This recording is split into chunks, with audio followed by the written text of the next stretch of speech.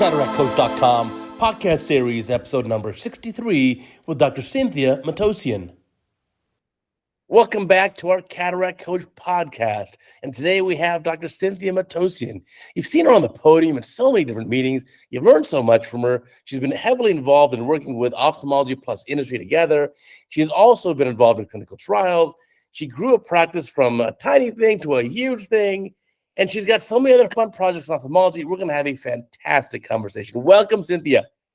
Welcome to you too, and thank you for having me. And I am honored and humbled to be invited to your program. So thank you, Uday. Oh, my pleasure. So tell us, what was your path in ophthalmology?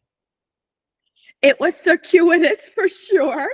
You know, not too many people I know had a very direct path.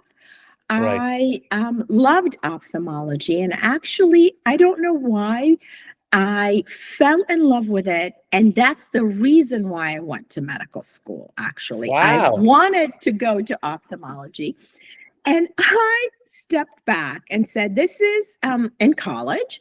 My major was international political science, IR for short, international relations. Part of the junior year broad program I spent at the United Nations. Instead of going to other parts of the world, I was in New York City. And I hated my time at the United Nations, despised it. Why? Because you are a tiny cog in this huge geopolitical wheel. Right. Where you could have the best interests for a country in mind, but a coup can happen, a tsunami can happen, and everything is out the door.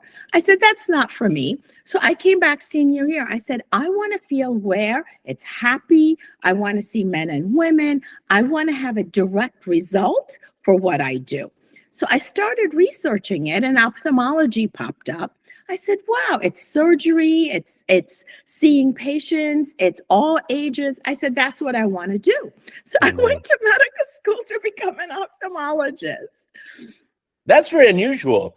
And in fact, Very unusual. You probably have to play your cards close to your chest. You're doing an OB or peds rotation or general surgery rotation. You can't really tell if you want to go into ophthalmology. Exactly, especially orthopedics. I remember I said, whoa, I'm so glad I'm not going into ortho. Those big instruments were not for me. I like the dainty ones. Oh, it's funny. I liked all the above, but yeah, you're right. Most people don't have such a direct route in this. So you finished your training and you decided, what are you going to do? How are you going to set up shop from scratch? Hang a shingle? Almost. I decided where I wanted to live first. I talked to a lot of colleagues, and I talked to other residents who had graduated. They all said, Cindy, pick the place where you want to live. And even though there may be competition there, you will make it if you stick to it and deliver good care. Right. So my husband and I identified a specific part of the country, north of Philadelphia and bucolic Bucks County. And there was one ophthalmologist looking for a junior associate.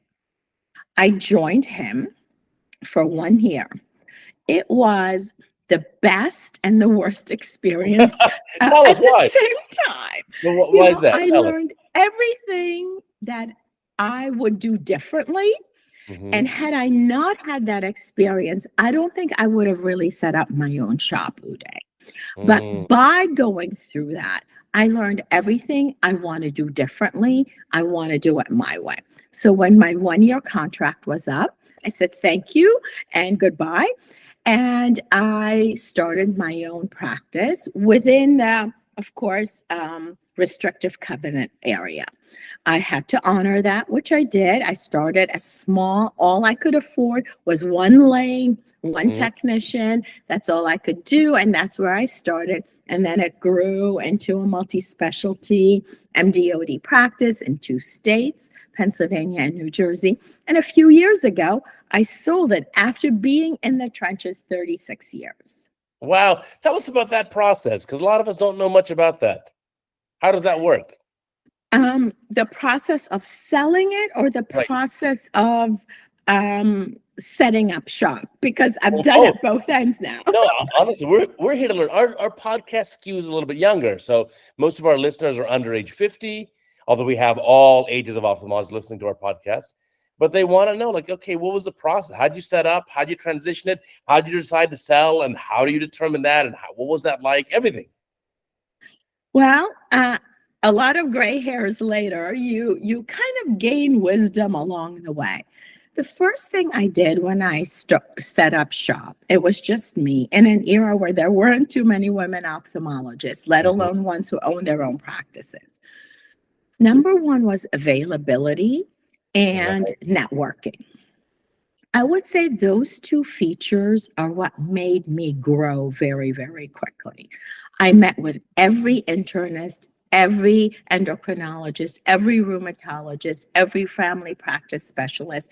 I even went to pharmacists. Back in the day, the mom and pop pharmacies were more common. I went to them and I say, patients talk to you. If they're unhappy or are looking for an eye doctor, send them my way. Sure. So I grew my practice that way and being available. If somebody called, had an eye pain, had something in their eye, I said, I'll meet you now. Come to the office. And that availability was shocking to everybody because most ophthalmologists don't go in to see small kind of non-vision threatening emergencies. And I did the same with a hospital emergency room. I said, send me all your problems. Send me your consults. By doing the consults, I allotted 1 hour every day to do consults at the hospital. I got to know all the nursing staff, all the unit secretaries, and all the doctors in the hospital system I otherwise would not have gotten to interact with.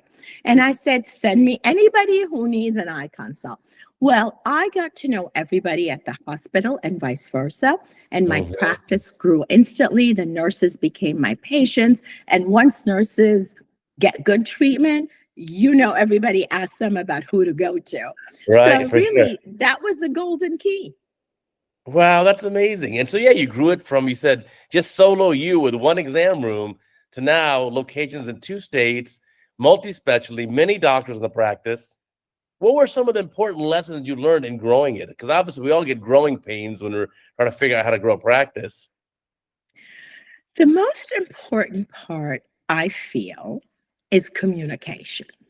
Okay. And that is really one of the secret sauces, in my opinion, for success for any company, corporation, practice, whatever the business entity might be. We had weekly meetings with our staff, and I did the training. So it was training and communication sessions once a week for every 40 hours worth of work. We had 1 hour worth of training. And I did the agenda, I did the training, and it was with a business office, it was with a billing people, because they needed to know what the procedures were to bill properly. So the money would come in correctly instead of constantly rebilling for incompletely transmitted, let's say, insurance forms. And then the front desk, by them being empowered with knowledge, they could more properly tell the patients which way they needed to be triaged, whether come in immediately or no, that can wait a little bit. So everybody was on the same page and we rode in the same direction to grow and to deliver the best care we could. Always, always keeping the patient in the middle. It was a very patient-centric practice. Well, I think the important part of there is it was cohesive as an entire team. So it wasn't just the clinical employees. It was everyone is on the same page. Yeah. And at the same time, and when we grew into 3 offices, we Zoomed. It was before the era of Zoom. We had a whole video system set up so that all practices, all staff could dial in. It was a dialing in process to hear the information at the same time. And then after growing this over the course of obviously decades, how do you make the decision to like, okay, I'm going to sell the entirety? That's a big move. It is a big move, and it's not a move that people should take lightly. And the other thing I would advise to anybody who's listening is you need to allow time for that process to happen. For me, it was a 5-year process. And people say, wow, 5 years? Absolutely.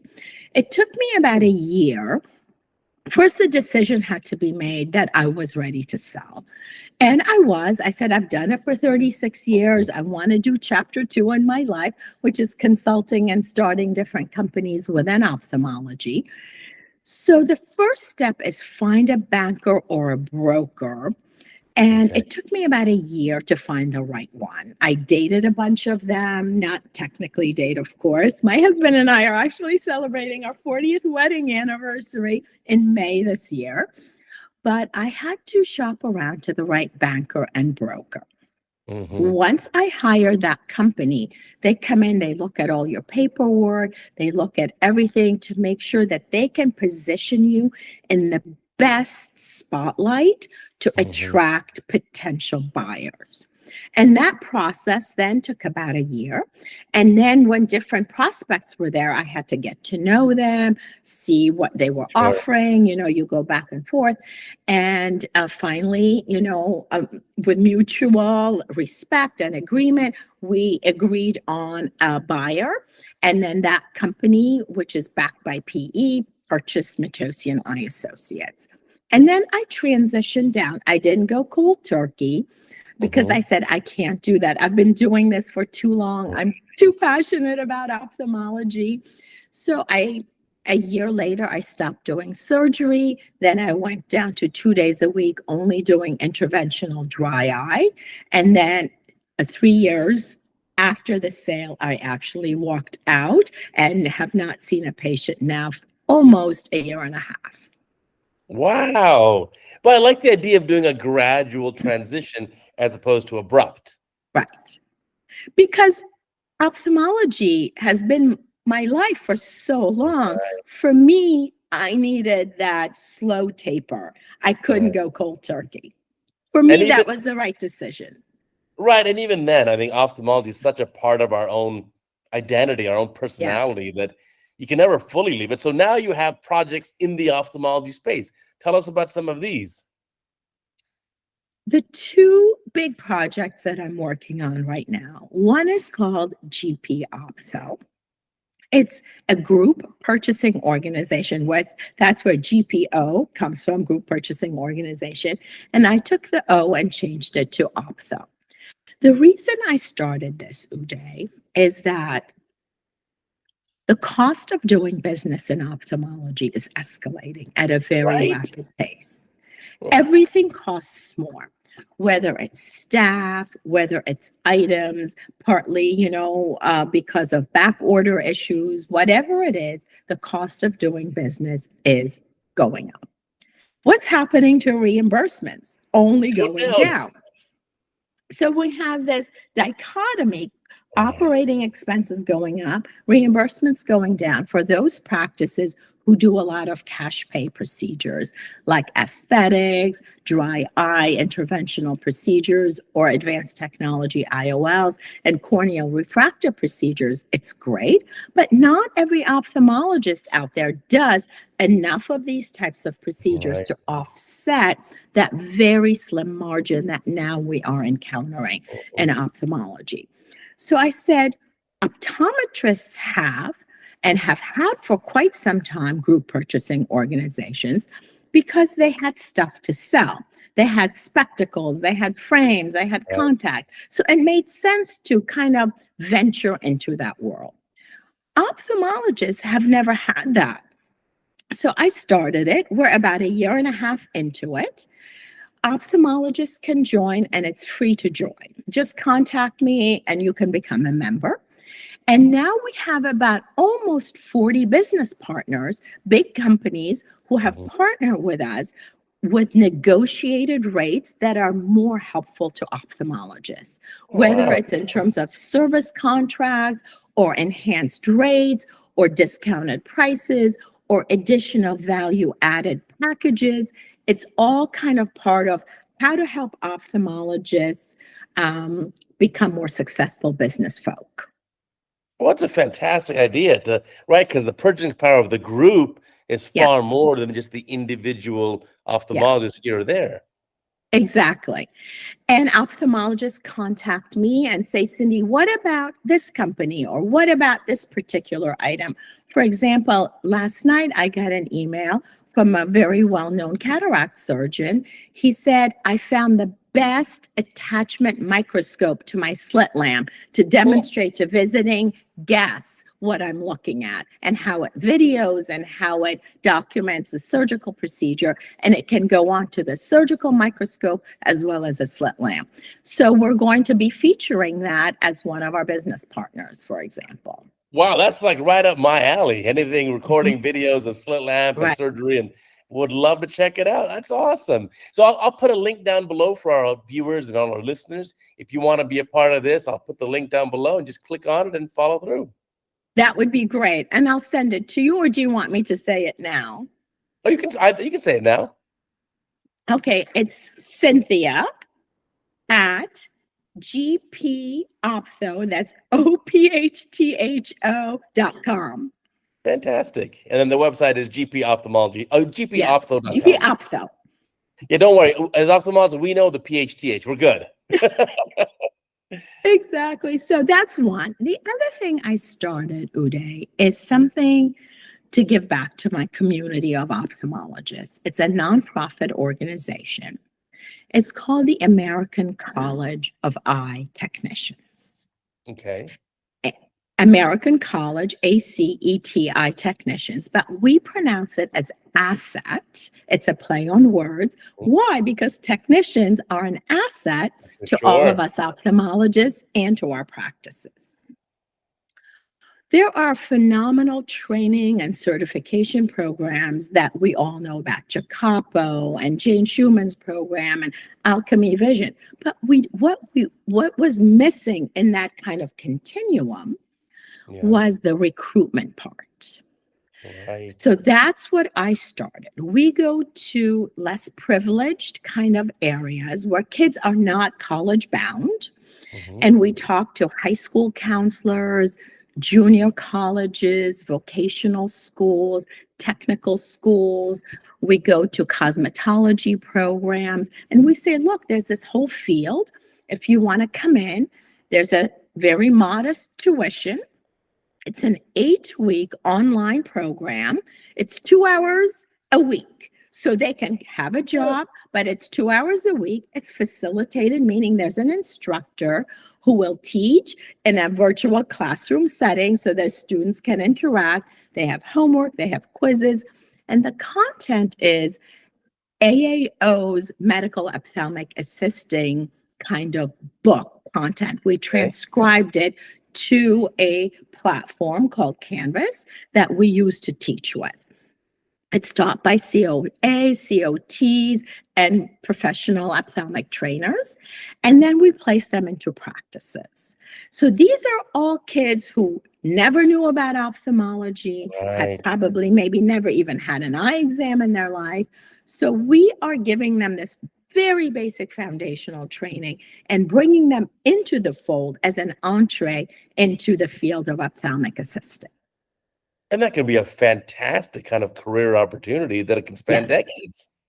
Exactly. Or if they have the, let's say, the drive and the initiative, they can start working for a pharmaceutical company or a medical device company. They can become a practice administrator with additional training. So it's really just dipping their toes as an entree into an explosive opportunity. The sky is the limit once you get into ophthalmology.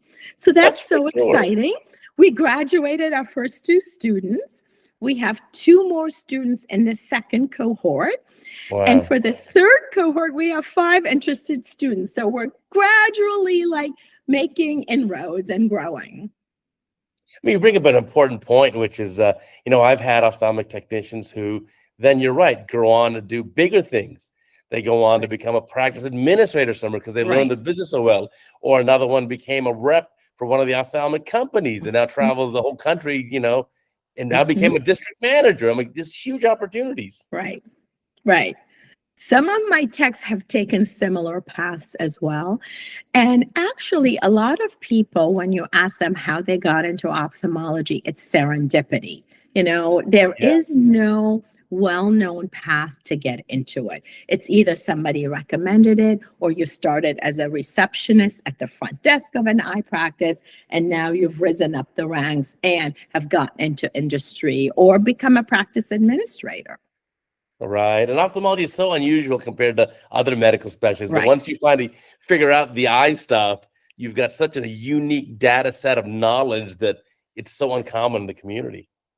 And what's great also is that it's everywhere. It's not just limited in certain pockets of the country. It's really Hawaii to Miami, as I say, so that you could take your skill set with you and apply it anywhere if you happen to move for whatever reason. That's fantastic. So I like those two projects. Are there any other Yeah. ways you're still involved in ophthalmology? I see you at the meetings now. You're still obviously going to ophthalmic meetings quite a bit. I am going to all my usual meetings, Uday, and I am involved in the practice management section of several meetings. The Okay. OSN meeting in New York, the Telling It Like It Is in Tampa or Orlando, Florida, and Hawaiian Eye. So I moderate that session, and I invite different guests to participate and talk to us about practice management. So I love that. I love staying, in contact with my friends and colleagues in Sure. ophthalmology, and bring them an aspect of ophthalmology that many who are seeing patients, are busy in the OR, don't really think about.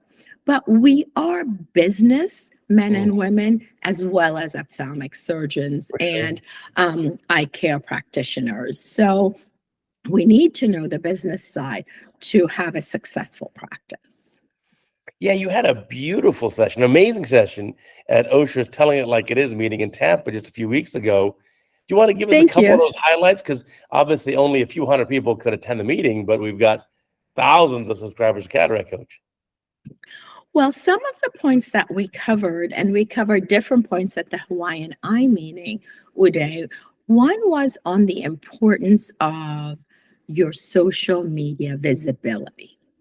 Yeah. When was the last time, for example, a doctor checked his or her own practice's website? How outdated is the information? How outdated are the pictures, even the pictures of you in there? And then with that, not just website, but your social media. Are you doing enough? Because nowadays people check you out before they even pick up the phone to call you. That's how they find you. So you need to have rankings, you need to have ratings. How do you generate those ratings? Just hoping that you will get different ratings doesn't happen. It's a very calculated way of doing it. And it doesn't just have to be Google. There are many, like there are health grades, there are vital signs, there are all these different rating paths that you really have to follow. And there are ways where you can channel different 5-star ratings into different groupings based on software that you can have integrated within your website or EPM, electronic practice management system. Right. So we talked about that. We talked about conversions from standard monofocal IOLs to more. What more is? It could be toric, it could be presbyopia correcting, it could be femto. And how does that happen? How many touch points do you need with a patient? And at what interval, what timeline in that patient's throughput in the practice is it critical to have these touch points? It can't be on the day that you're telling them about an IOL upgrade and ask them to make a decision and have them commit to that financial sum. They need time to digest it. They need time to think about it and then have the opportunity to ask questions. And then the conversion rate becomes much, much, much higher. The importance of a definitive recommendation by the surgeon is another thing. Not enough surgeons say, for you, because of X, Y, and Z, I recommend a toric implant. Your astigmatism is this. It can't be corrected any other way unless you wish to wear glasses 100% of the time. So a definitive, strong recommendation by the surgeon, not just the surgical tech, is what Mhm. patients are looking for, and it helps with the upgrade. We also talked about revenue cycle management, and that's something a lot of doctors don't pay attention to. Right. How is your billing department doing? Are you keeping track of how big the buckets are, the 30, 60, 90, Yeah. 120 day and more buckets? When should the payments be coming in? And why are there lag times? What is your rebilling rate or error rate? How can those be fixed? Because each day that you don't get $1 in-house, you're losing money. So there are a lot of pearls in these practice management sessions. So if your audience gets an opportunity, we have them at those 3 meetings. Oh, that's fantastic. You bring a very good point about the touch points. So you can't just give all the information and have the patient make the decision that during that one consultation. So are you emailing them in advance or sending them information ahead of time? It's all of the above, actually. Having a pre-visit telehealth interview is a very successful way of finding out from the patient their hobbies. What do they like to do? How do they spend their day? And that can be done by a technician who is surgically oriented, not necessarily the surgical scheduler, but somebody who is very kind of knowledgeable about the different types Sure. of IOLs. And you can pre-select the types of questions so that the same questions are being asked to every patient. So that can happen by a tech. Now the patient has this pre-visit interview. They make time, and nobody bills for that. The patient is not billed. It's not viewed as a telehealth because the doctor is not so engaged in that visit. Then after the patient is seen by the doctor and some preliminary tests are done, a follow-up telehealth visit can be scheduled that may or may not be billed, depends on how the practice does it, after the patient has had information sent to them via email or different ways of saying, go to our website, look up all these things. These are the implants I recommend for you. And giving the patient an opportunity to ask questions. Because they're overwhelmed when a doctor says, you need surgery. All they hear is surgery to my eye, and they Yeah. don't hear anything else. Nothing else that you say after that filters. They're focused on, oh my God, somebody is going to cut open my eyeball. So anything else you tell them is blah, blah, blah. So you need to let the patient handle that, integrate that, and then re-educate them about IOL options. So, That's a really and great that point. kind of Yeah. magical, very specifically choreographed pathway leads to higher conversions. Right. I also love your advice of give a specific recommendation. Yes. And the way I teach colleagues about it is, you went to med school, you're very smart. You were AOA, you're top of your class. But tomorrow, if you need a hip replacement and the orthopedic surgeon says, well, you're an MD, which one do you want? The titanium one, the ceramic coat, or the Teflon, the fenestrator one? You'd have no idea. And you're an MD. Yes. So you got to tell the orthopedic surgeon should tell you, based on your activities, your anatomy, your needs for mobility, this is the best option for you. And I want the expert opinion from him or her. Exactly. And coexisting disease states. Obviously, if somebody has strabismus, they need prisms in their glasses, you're not going to tell them they're going to be spectacle independent. They're not going to be. They have an issue. Right. And documenting the reason why they are not a candidate medical legally is a very important step, because the patients may not remember that. And then they can say, my doctor didn't give me a pair of glasses that helps me see far and near, but they may not remember that they have some AMD and were not a candidate for it. So reason for not is also very important. Oh, that's good. That's important detail. I don't know if I document that enough. That's a good one to remember. Because patients don't remember that, and then they complain to their neighbors, oh, I didn't get that offer. I ended up with these that I'm wearing glasses all the time. The other thing that we talked about, we had an attorney on our panel, and she talked about co-management, how complicated it is to follow all the rules, make sure everything is done. And the one takeaway from her presentation is, as an ophthalmologist, do not write a check to the co-managing optometrist. Okay. The check, excuse me. Sorry about that. I hope we can cut that part out. Yeah, we'll cut that out. No problem.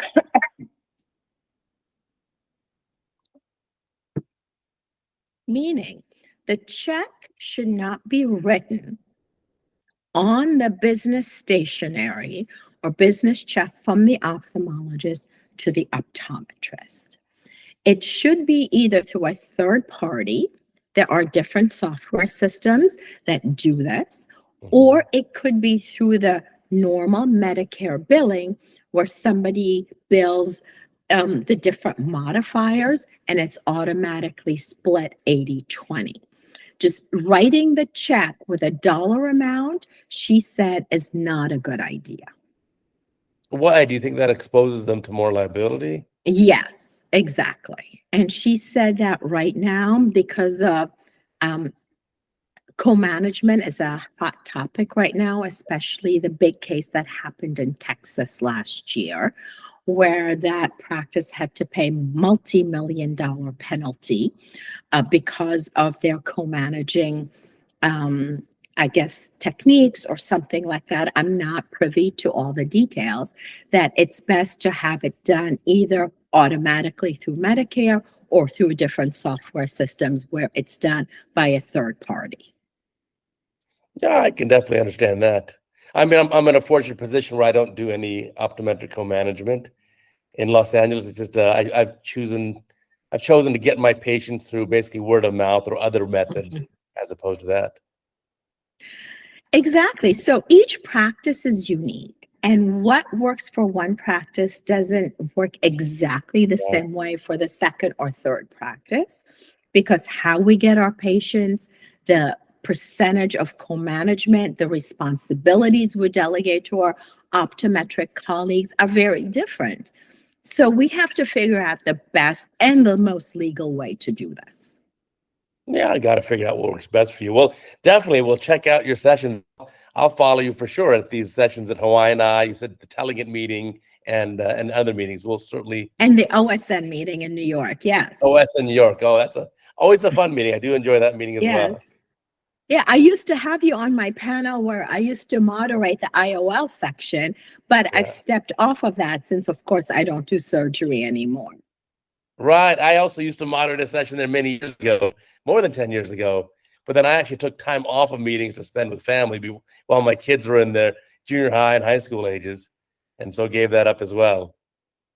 And it's important to balance life. That's the other thing that I am right now doing a series on physician wellness through Helio and women in ophthalmology. And we're looking at what does balancing work, family, career, meetings, personal health, like making time to work out, making time to eat healthily. What's the level of stress? How do we check on our colleagues with level of stress? Because physician burnout is so big right now.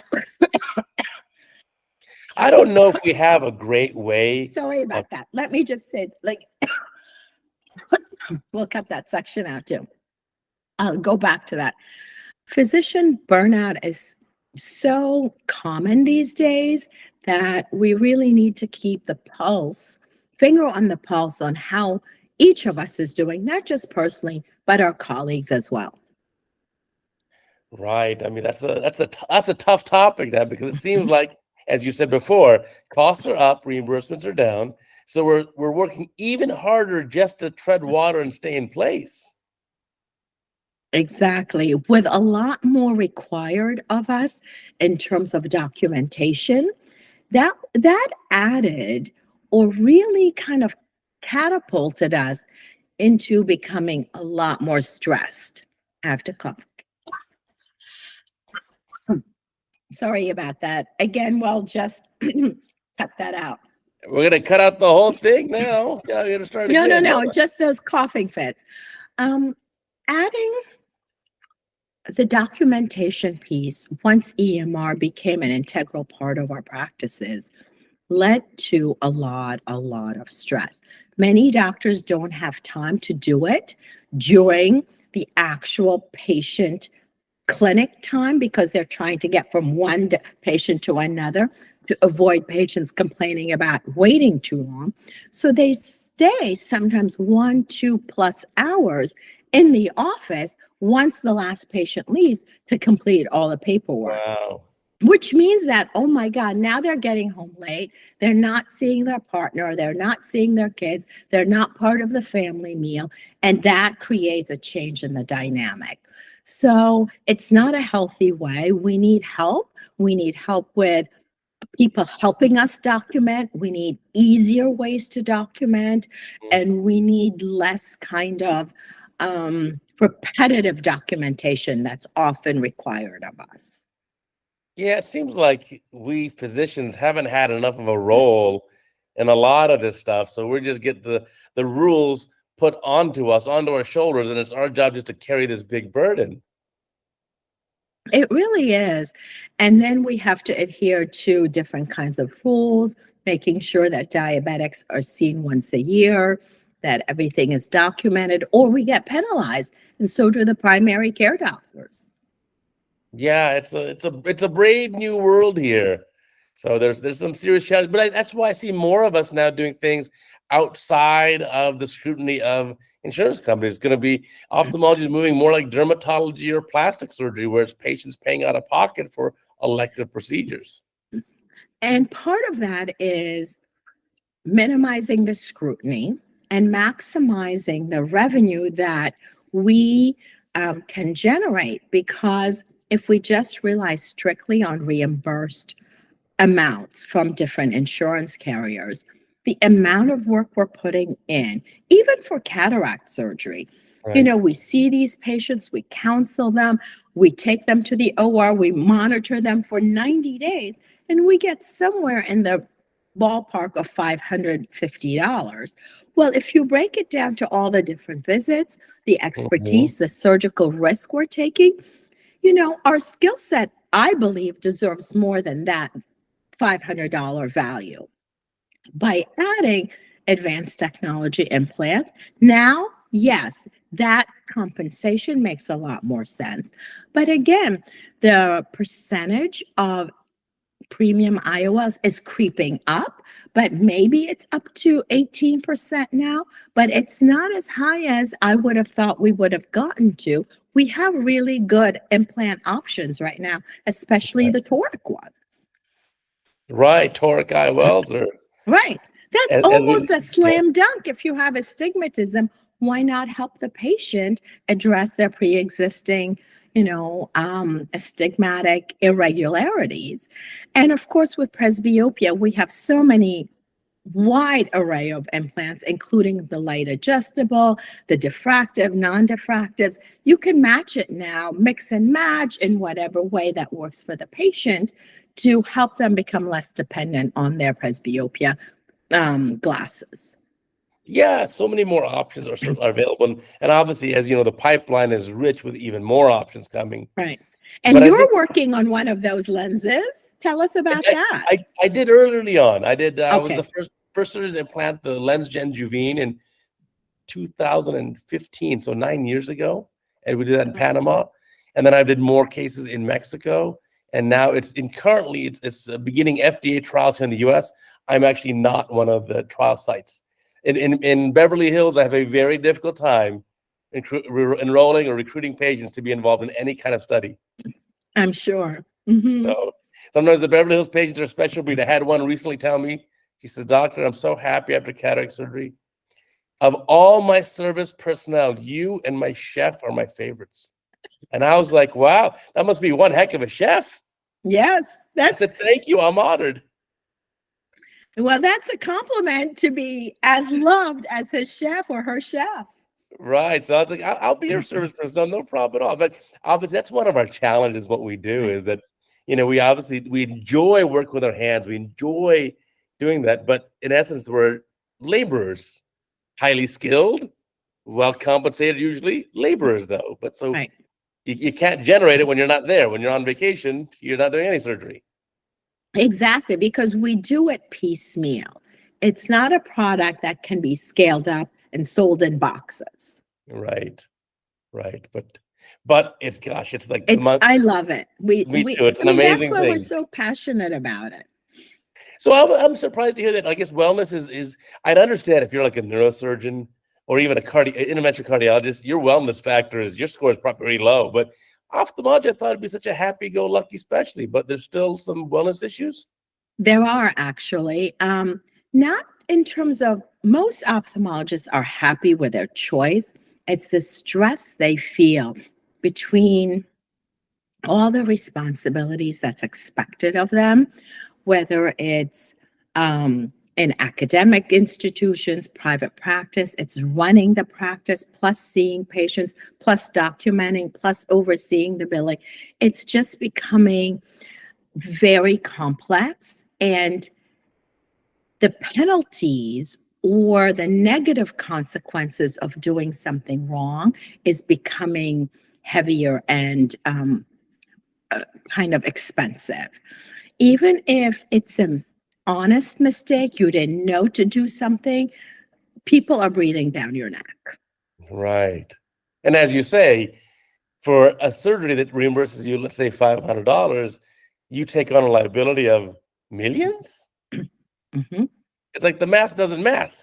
Exactly. And I think if reimbursements were higher or if there was less paperwork required, or if the patients overall were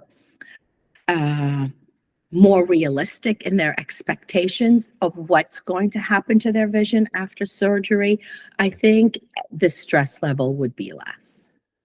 Yes, but even then, in the operating room, Right. we have to perform at like 100%, like 99%. 110%. Exactly. Right. There's no margin for error. Literally, microns were operating with margins of error of microns. How thin is the thickness of the posterior capsule, for Or example? microns. Right. Exactly. One little mistake and boom, you're in a level you didn't want to be in.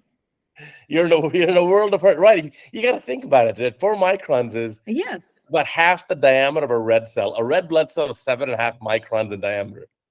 Yeah. So That's like, our wow. margin of error.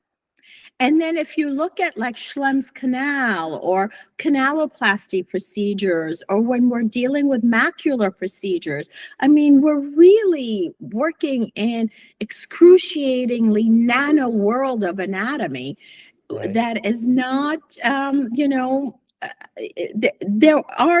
there is no leeway for making any mistake whatsoever. Yet the tissues are unforgiving. Unforgiving. You can't put the posterior capsule back together again. No, you can't. Not yet, at least. They don't have a synthetic one. Maybe one day. Yeah, these are great points. I think I've noticed that the younger generation of ophthalmologists actually does a better job than certainly my generation of that work-life balance and kind of achieving wellness.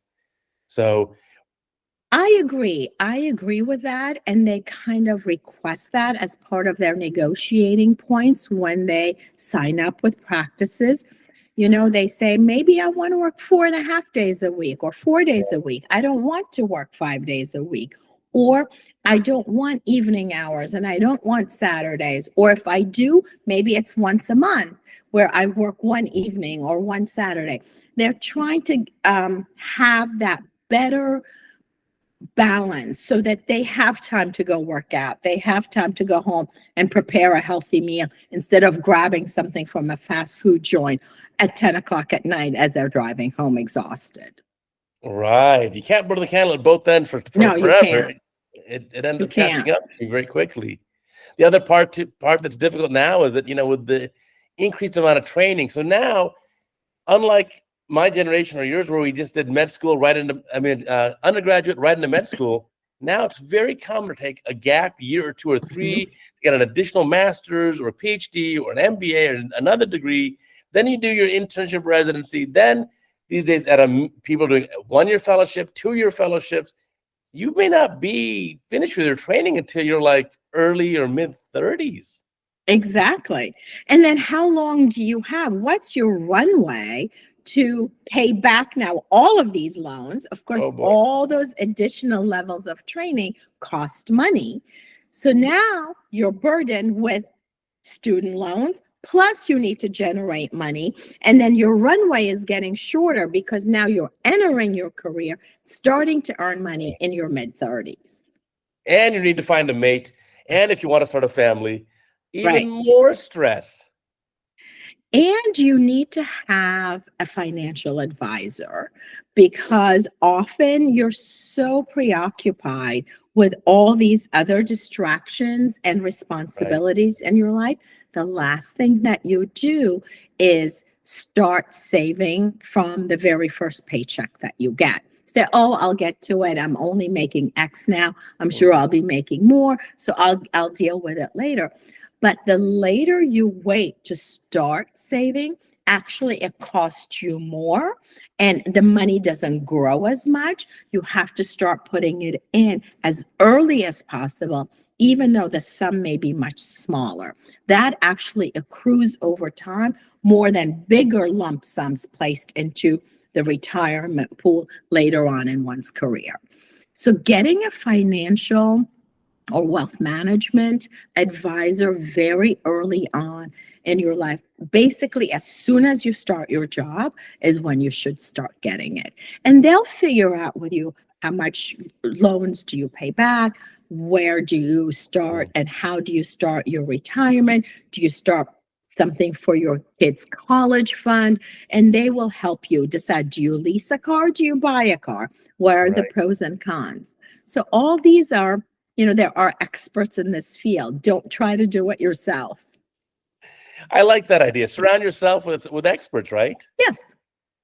It makes a ton of sense. Well, these are such important life lessons. I mean, I love talking to you. I love to hear your story and how you've done all these amazing things. I am certainly, as soon as we're done, I'm going to GPOphtho.com. I'm signing up. I want to see what I can save on some purchasing. Become a member. As I said, it's complimentary. It can't be that. The price is right. If it's free. Right. And you get really good deals. And we have been so lucky that companies are now calling us saying, can we be part of your group purchasing organization? Because what companies are facing right now, not all, but most, is that the physician is no longer the decision maker, because in aggregate practices where PE-backed businesses have M&A, merged and acquired, different practices, they have a procurement specialist. They have somebody who's making the decisions of what pieces of equipment to buy or not to buy, or when to buy. In academia, many people are employed physicians, not all academic situations, but many are employed ophthalmologists. They're too removed from the decision-making process of different pieces of equipment. So companies are not able to get in front of doctors to show them the nuances of their particular diagnostic tool or phaco machine or IOL or whatever it might be. So it's a great partnership, and we're helping doctors become better rounded with all the different pieces of information that we're able to deliver to them. Oh, that's fantastic. Well, again, we'll put a link down below, and I want to thank you again for doing this podcast. Always a pleasure to talk to you. I always learn so much. And I learned so much from you, Uday. So thank you so much for having me. I had a blast talking to you. Awesome. And I want to remind our viewers and listeners, remember, I got a new podcast every Sunday, every single week. We're on Apple, Amazon, Spotify, Google, YouTube, anywhere you find your podcast, you're going to find the CataractCoach.com podcast.